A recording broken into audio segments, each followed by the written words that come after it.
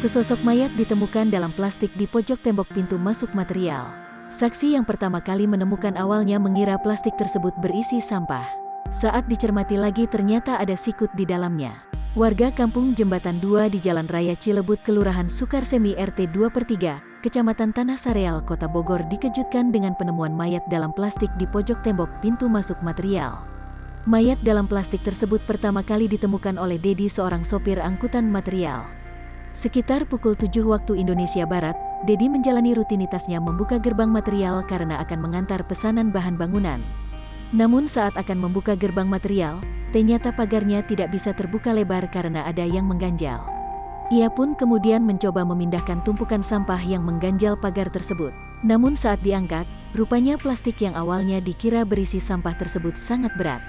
Dedi mengaku awalnya ia tak mencurigai bahwa tumpuhan sampah dan plastik berukuran kurang lebih setengah meter yang disandarkan di tembok material tersebut adalah mayat.